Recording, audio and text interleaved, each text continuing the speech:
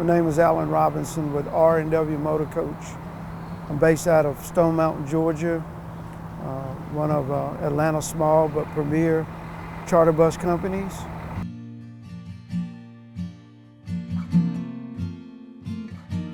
COVID has been very devastating to our industry. We've seen our industry come to a complete and devastating stop.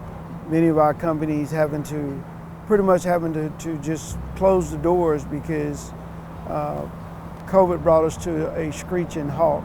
We only have one product, and that is transporting people from place to place. Many of the conventions centers closed down.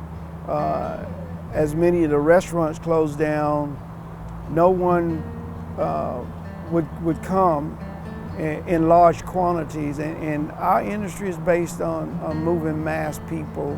We're very capital intense companies. As these large motor coaches fairly cost a bunch of money, we don't have a lot of cash. Most of our money is tied up in our equipment, along with all the other regulations that we have to go through, such as insurance. Insurance is a major factor in our industry. That's the biggest thing through the bus notes every month and insurance. We're largely impacted. When you sitting at home for 18 months and with no way to feed your family, you have to get out and find some source of income. And due to the fact that we've been down so long, many of the drivers have had to go out and find other source of income, which many have left this industry to other forms of manufacturing, truck driving, warehouse jobs. So, every day we're losing drivers, seasonal drivers, drivers who's been in this industry 10, 15, 20 years have decided that, I can't do this anymore because I can't feed my family. Let's put it this way, we started out at about 100,000 drivers, and I say we have lost at least 60% of those drivers. And if we don't get any funding, we stand to lose even more drivers because, as I say,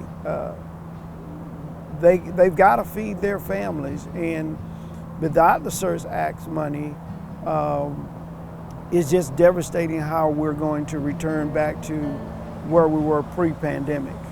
Let me thank Congress for the $2 billion. As soon as they can get it out the door, it will be a help. But it's just not going to be enough. The money was split three ways. We started out with about 3,000 companies. As of today, we've lost at least 600 companies. I'm going to say 80% of those companies were small minority companies such as myself with less than 10 coaches. Most of them was less than 10 employees, and without some additional help, it's just going to be very, very hard for us to come back because we need money, and we need money fast. As we see the pandemic start to subside, people are getting antsy, ready to travel, ready to go. We are the transportation, we're the private side of it. We're the ones who can take those school kids to DC to see how our government works. We're the ones who can take mom and her friends on tours across the country that they may be able to see this country. We're the ones, like I say, we're the green transportation. We're the ones who are going to be able to take these large conventions and move mass groups of people from the airport to the hotels, to their meetings. And without that funding, we're just not going to be able to do it.